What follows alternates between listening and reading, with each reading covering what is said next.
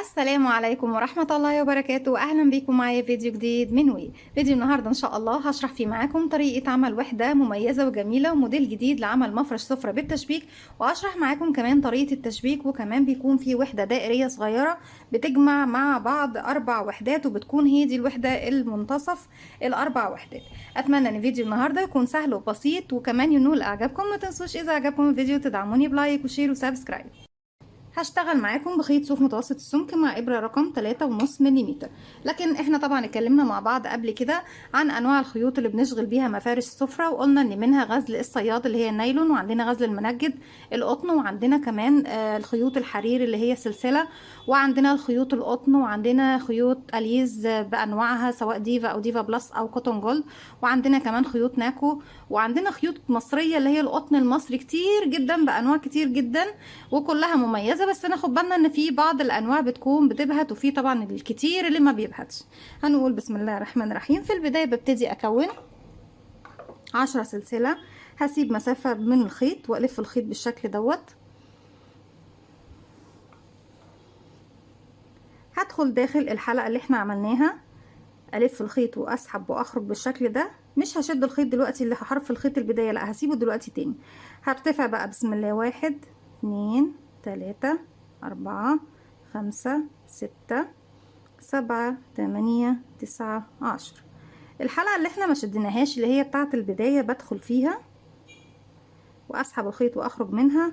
في المرحلة دي بقى ابتدي اشد خيط البداية، وارجع تاني اسحب الحلقة اللي انا سحباها دي من تحت الحلقة اللي عندي كمان على الابرة بالشكل ده. زي ما احنا شايفين قفلنا الدائرة بطريقة جديدة، وبنفس الوقت كمان مش هنأثر على عدد السلاسل اللي معانا خالص، وهنبتدي نشتغل من بداية المكان زي ما احنا شايفين.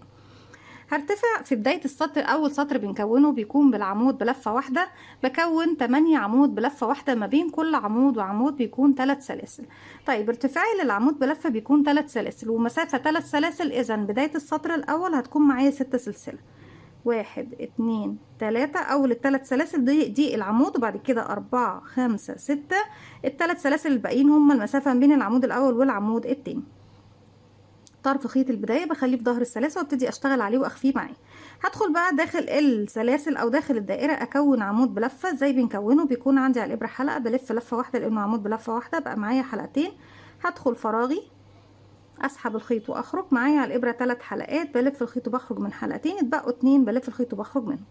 زي ما احنا شايفين كده بنكون كونا عمود 3 سلاسل عمود. ارجع اخد 3 سلسلة بسم الله 1 2 3، واروح للدائرة تاني اكون عمود كمان وهيكون رقم 3، واتفقنا مع بعض بنكون 8 عمود بلفة. بعد كل عمود منهم باخد 3 سلاسل.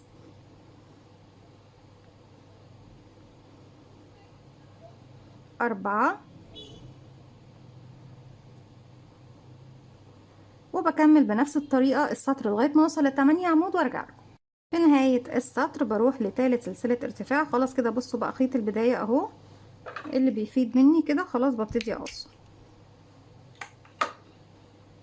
بروح لتالت سلسلة ارتفاع، بعد 1 2 3، برفع الحلقة الأمامية كده وبعد كده أنزلها تحت الإبرة، وعلى الإبرة الحلقتين اللي في الخلف أسحب الخيط وأخرج من تحتهم من تحت الحلقة الموجودة عندي على الإبرة بغرزة منزلقة.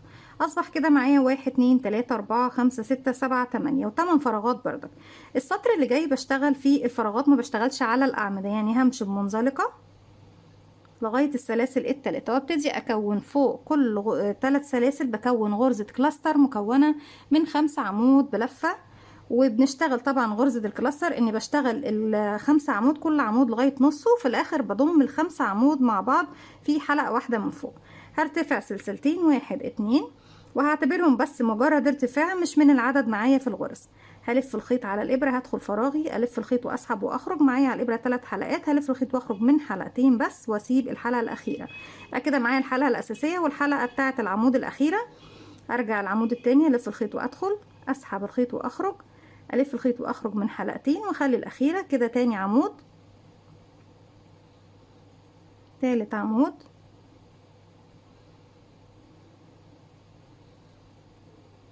رابع عمود، خامس عمود. كده اصبح معايا على الابره 1 2 3 4 5 6 6 حلقات.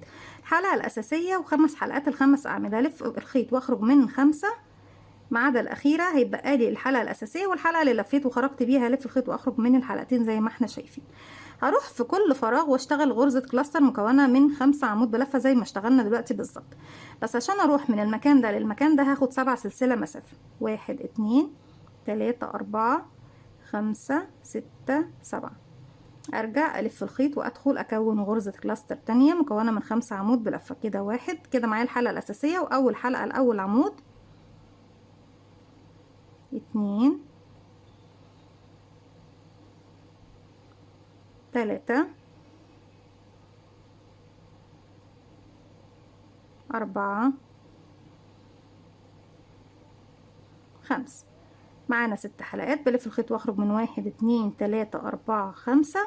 اتبقى كده معايا حلقتين هلف الخيط واخرج منهم واكرر 7 سلسله. 1 2 3 4 5 6 7. واكرر في كل فراغ بقى غرزه كلاستر لغايه ما يتكون عندي في النهايه 8 غرزه كلاستر و8 فراغات في كل فراغ 7 سلسله. هكمل الراوند كله وارجع لكم نكمل مع بعض. رجعت لكم تاني وزي ما احنا شايفين في نهاية السطر بيكون معايا 1 2 3 4 5 6 7 8 وبرضك 1 2 3 4 5 6 7 8 فراغات. عفوا. هروح فوق غرزة الكلاستر الأولى بدخل في الفراغ اللي فوقيها وبقفل بغرزة منزلقة. برضو السطر اللي جاي هشتغل فوق السلاسل مش هشتغل فوق غرز الكلاستر خالص، يعني بتجاهل غرز الكلاستر وبعمل فوقيها 3 سلاسل.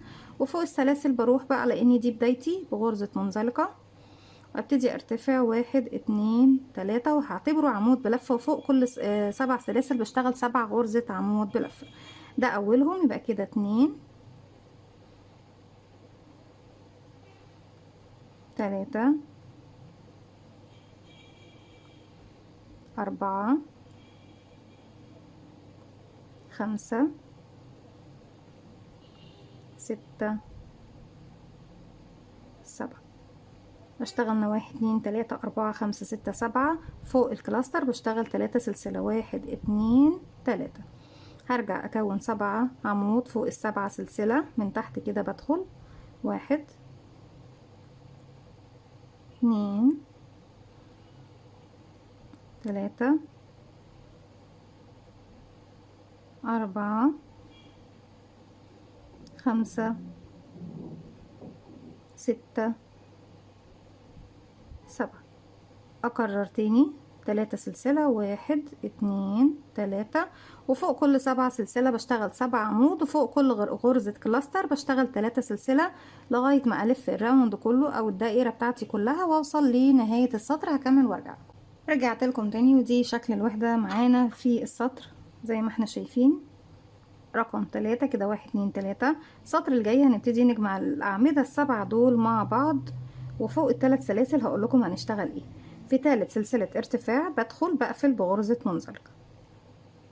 هبتدي بقى اجمع ال7 أعمدة مع بعض كأنهم غرزة كلاستر واحدة من فوق. هرتفع 1 2 سلسلة بس. هكتفي ب2 سلسلة مش هرتفع اكتر. وبعد كده ايه هروح اشتغل فوق كل عمود لغاية نصه كده 2 3 4 5 6 7. هنا هيكونوا ال7 حلقات معايا لان ما عنديش حلقة اساسية. صح يا بنات؟ هلف الخيط واخرج منهم كلهم مرة واحدة وهقفلها بسلسلة من فوق. ده بس بالنسبة لاول غرزة اشتغلناها لاني ما عنديش ايه حلقة في البداية. هرتفع 1 2 3 4 5 6 7. هروح للثلاث سلاسل بسيب اول واحدة واخر واحدة وفي المنتصف هنا بدخل وبعمل غرزة حشو. ادخل اسحب الخيط واخرج معايا حلقتين هلف الخيط واخرج منهم. طيب انا عشان اروح اعمل غرزة الحشو اخدت 7 سلسلة. عشان اروح بقى من مكان الحشو واعمل 7 عمود مع بعض لازم بردك اخد 7 سلسلة. 1 2 3 4 5 6 7.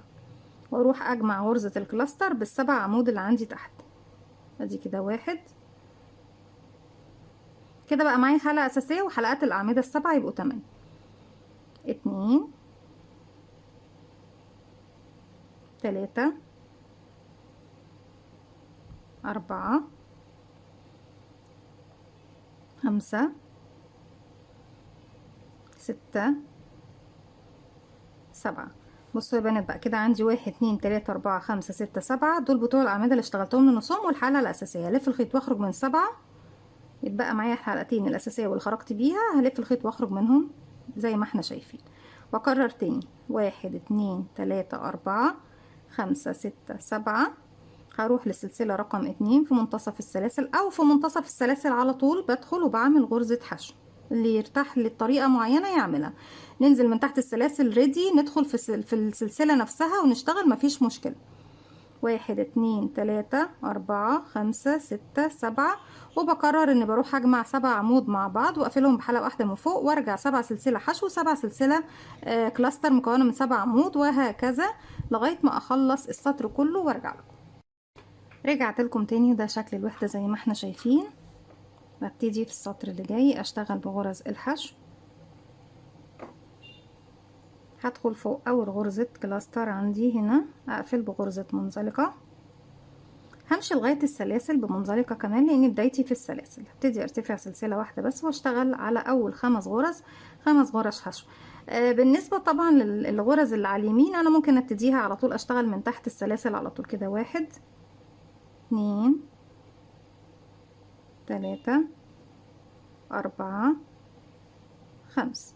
هسيب سلسلتين، هعد من فوق 5 سلسله، 1 2 3 4 5. وهبتدي بقى ايه، هسيب غرزة، يعني انا سبت السلسلتين دول وهسيب الحشو واعد 1 2، وفي رقم 3 هبتدي ادخل واشغل غرزة. ليه دخلت في الغرزة نفسها؟ لاني انا لو اشتغلت على السلاسل من تحت من اول غرزة من ال5 اللي هشتغلهم، هتبصوا تلاقيهم جايين على السلسلتين اللي تحت، مش هيدوني الشكل اللي احنا شايفينه ده يا بنات، شكل ال7 ومن فوق كده ايه زي ال8. بعد كده بقيه الغرز انا ممكن اشتغلها على الحلقات نفسها زي اول غرزه، او ان انت تشتغليها من تحت عادي مفيش مشكله. المهم ان انت بس تحددي المكان الاول كده. 2 3 4 5. فوق الكلاستر نفسها هاخد سلسلتين، او عفوا 3 سلاسل. 1 2 لا سلسلتين يا بنات عشان نكون دقيقين. 3 سلاسل هكون ايه واسعه شويه، ساعات باخدها بس بحس ان هي واسعه شويه. بعد كده هدخل على السلاسل دول هشتغل 1 2 3 4 5. احنا طبعا نظبطهم، بنسيب سلسلتين، ناخد من فوق 1 2 3 4 5. سيبنا سلسلتين اللي هما بعد ال5 دول، وسبت الحشو، هعد 1 2، وفي رقم 3 زي ما اتفقنا مع بعض بدخل على السلسلة نفسها واشتغل 1. ولو هنشتغل على بقية السلاسل نفسها زي ما احنا شايفين كده اوكي وكده اوكي. 2 3 4. هي بس ايه الغرزة الأخيرة بتكون ضيقة شوية. 5. الشكل ده. ارجع سلسلتين 1 2، وبكرر نفس اللي احنا عملناه زي ما احنا شايفين على كل السلاسل اللي قدامنا. زي ما احنا شايفين كل سلاسل 7 بشغلهم بنفس الطريقة دي. 5 سلسلة، بسيب بعد كده السلسلتين الاخرانيين باخد فوقيهم 5 سلسلة، يعني ال5 سلسلة الاولانيين بشغل فيهم حشو. ارجع اخد 5 سلسلة مسافة، بسيب من تحت سلسلتين وحشو السلسلتين الاولانيين، واروح اشتغل 5 حشو. بعد كده فوق الكلاستر نفسها باخد سلسلتين، وبكمل بنفس الطريقة. هكمل وارجع لكم. رجعت لكم تاني، وفي نهاية السطر زي ما احنا شايفين بقفل بمنزلقة فوق اول غرزة حشو اشتغلناها. همشي بمنزلقة لغاية ال5 سلاسل. بقى كده عندي 2 منزلقة، 3 4 5 6 لغاية ما وصلنا للسلاسل. فوق السلاسل هبتدي اكون على السلسلة رقم 3. المفروض السلسلة اللي في المنتصف، يعني همشي كمان بمنزلقة 2 كمان اهو لغاية السلسلة في المنتصف. هعمل سلسلة واشغل غرزة حشو. ارجع ارتفع 8 سلسلة، 1 2 3 4 5 6 7 8. وابتدي اروح فين يا بنات؟ هلف الخيط على الابرة وبسيب بقى غرز الحشو، واروح فوق السلسلتين اللي كنا بنشتغلهم تحت اشتغل كلاستر مكونة من 6 عمود بلف. 1 2 3 4 5 6. كده بقى معايا الحلقة الأساسية و6 حلقات. هلف الخيط واخرج من ال6 حلقات، اتبقوا 2. هلف الخيط واخرج من الاتنين. ارجع اخد 8 غرزة سلسلة. 1 2 3 4 5 6 7 8. هنروح فين يا بنات؟ هسيب بقى غرز الحشو واروح فوق السلاسل ال5. بعد 1 2 وفي رقم 3 بدخل وبعمل غرزة حشو. 8 سلسلة. 1 2 3 4 5 6 7 8. بسيب غرز الحشو وبروح للسلسلتين اكون كلاستر مكونة من 6 عمود بلف كده. 1 2 3 4. مننساش الحلقة تكون معانا الأخيرة. 5. بخرج من سلسلتين أو من حلقتين بس على الإبرة وبخلي الحلقة أخيرة كده. 6. 7 حلقات على الإبرة. بلف الخيط وأخرج من 6. بقوا 2. هلف الخيط وأخرج منهم. 8 سلسلة. 1 2 3 4 5 6 7 8. وهسيب الحشو وهروح فوق السلسلة رقم 3 1 2 وفي رقم 3 بدخل وبعمل غرزة حشو وبكرر بنفس الطريقة زي ما احنا شايفين اهو، اني بشتغل 8 سلسلة حشو 8 سلسلة كلاستر فوق السلسلتين وهكذا لغاية ما بنوصل الى نهاية السطر. رجعت لكم تاني كده. احنا في السطر الاخير اللي طبعا بنشغله وفي نفس الوقت بنبتدي نشبكه في الوحدات اللي طبعا المجاورة ليه. الوحدة الاولى بنشغلها كاملة لغاية النهاية وبقفلها بغرزة منزلقة في اول غرزة اشتغلتها. اما بقية الوحدات فبتكون طبعا لغاية السطر اللي احنا وصلنا له، وفي السطر الاخير ببتدي اشبك في كل الوحدات كده. بعد ما اخدت 8 سلسلة اروح لاول غرزة حشو اشتغلتها وبعمل غرزة منزلقة. فوق كل 8 سلسلة بشتغل 3 حشو 3 سلسلة 2 حشو 3 سلسلة 2 حشو 3 سلسلة 3 حشو في نفس الفراغ كده. بسم الله. 1. احنا بس مرتفعناش السلسلة، همشي بس بمنزلقة وارتفع سلسلة ارتفاع الحشو. بعد كده اشتغل 1 2 3 وارجع 1 2 3 انزل اشتغل كمان 2 حشو 1 2 1 2 3 كمان 2 حشو في نفس الفراغ 1 2 1 2 3 في الاخر طبعا زي الاول 3 غرزة حشو 1 2 3. يبقى فوق كل 8 سلاسل بشتغل 1 2 3 وارجع اعمل 3 سلسلة، ارجع 2 حشو 3 سلسلة 2 حشو 3 سلسلة 3 غرزة حشو في كل فراغ بيقابلني. طيب لما باجي اشبك بقى في الوحدات المقابلة ليا، كل وحدة بتتشبك في الوحدة التانية في فراغين، يعني بتتشبك في المكان اللي فيه ايه 3 سلاسل. بشبك فين بردك يا بنات؟ بسيب ال3 سلاسل الاولى وبسيب ال3 سلاسل الاخيرة وبشبك في ال3 سلاسل اللي في المنتصف بس. لكن عدد الوحدات بنشبكها في ايه؟ في فراغين بس كده. هنروح بقى غرزة الكلاستر ما بشتغلش فوقيها حاجة خالص، بتجاهلها تماما واروح اشتغل كده 1 2 3. بعد ما خلصت ال3 باخد 3 سلسلة 1 2 3 انزل اشتغل 2 حشو 1 2. طيب اتفقنا مع بعض ان اول 3 سلاسل مش بشتغل فيهم مش بشبك فيهم، واخر 3 سلاسل مش بشبك فيهم. بشبك فين؟ في ال3 سلاسل اللي في المنتصف اللي احنا هنروح نعملهم دلوقتي مع بعض. كده انا اشتغلت كام حشو؟ 1 2. هرتفع بقى من ال3 سلسلة واحدة بس. الخيط بتاعنا من فوق بجيب بقى الوحدة المقابلة ليا بالشكل ده اهو، برفعها على ايدي كده. هجيب الجزء اللي هشبك فيه، انا بسيب اول فراغ واسيب اخر فراغ من ال3 سلاسل. هرفع بقى الخيط وهاجي منين يا بنات؟ اهو انا عندي ده 3 سلاسل ودول 3 سلاسل، هاجي من عند ال3 سلاسل في المنتصف، بدخل بالشكل ده اهو تحت ال3 سلاسل، اسحب الخيط واخرج معايا على الابره حلقتين، هلف الخيط واخرج منهم. بعديهم هعمل سلسله، يعني قبل ما شبكت عملت سلسله وشبكت ورجعت عملت سلسله. خلاص يا بنات، هرجع بقى للوحده اللي انا فيها اعمل 2 حشو 1 2. ارجع اعمل 3 سلاسل، مش بشبك في ال3 سلاسل دول زي ما اتفقنا 1 2 3 يعني بعملهم كاملين. ارجع اشتغل 1 2 3 غرزة حشو زي ما اتفقنا مع بعض. كل وحدة بشبكها في الوحدة التانية في 2 من الفراغات دي. هروح للفراغ اللي بعده اشتغل 3 حشو، 1 عفوا 2 3، 1 2 3 سلسلة، هشغل 2 حشو، 1 2. احنا اتفقنا بنسيب اول 3 سلاسل واخر 3 سلاسل في المنتصف بشبك فيهم، يعني بشغل سلسلة. هروح بقى للفراغ اللي انا هشبك فيه التاني اهو، الفراغ التاني هنا اهو، بسيب اول 3 سلاسل واروح للتانيين اللي في المنتصف واعمل غرزة حشو. بنزل من تحت السلاسل، بصوا يا بنات اهي، بنزل من تحت السلاسل كده اهي، اسحب، الف الخيط واسحب من الحلقتين اللي عندي على الابره وارتفع سلسله، واسيب الوحده الخلفيه وارجع تاني للوحده اللي انا كنت فيها، اشبك بغرزه حشو 2 وارجع 1 2 3 سلسله، وارجع اعمل 3 غرزه حشو في نفس الفراغ، 1 2 3 كده. خلاص شبكنا، بصوا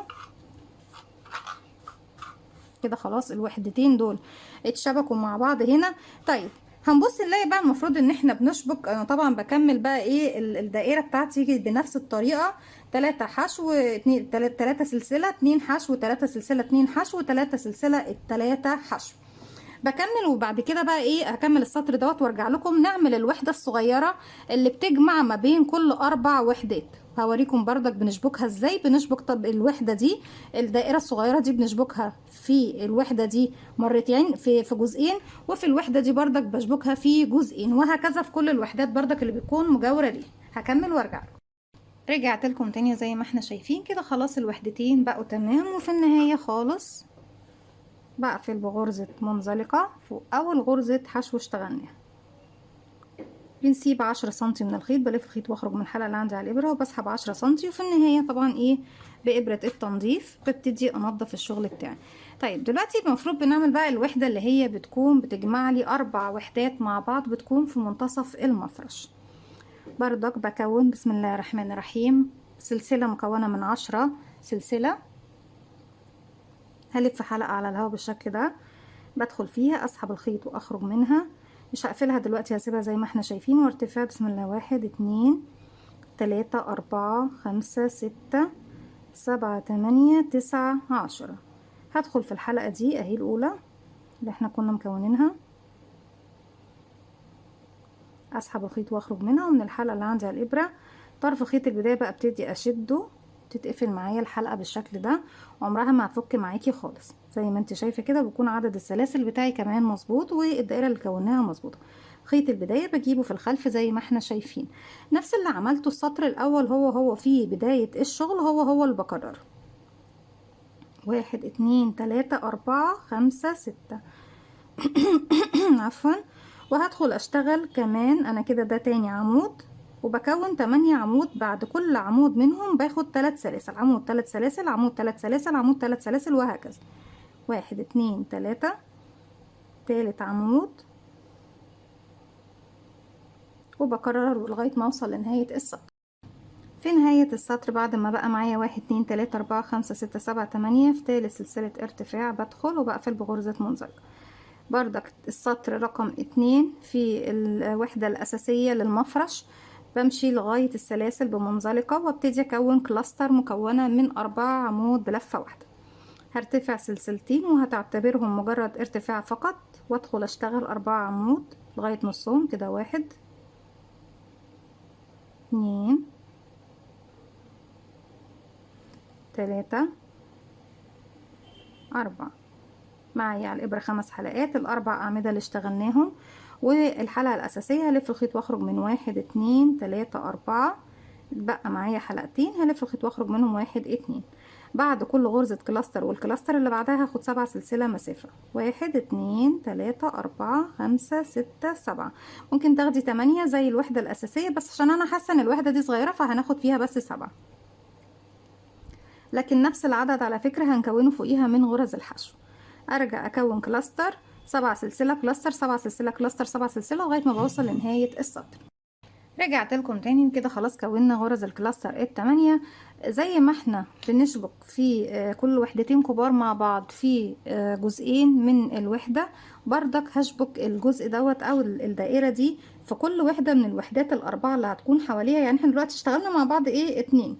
المفروض ان بيكون في اتنين كمان هنا، كل واحدة منهم بتاخد ضلعين من الجزء اللي احنا طبعا اشتغلناه دوت.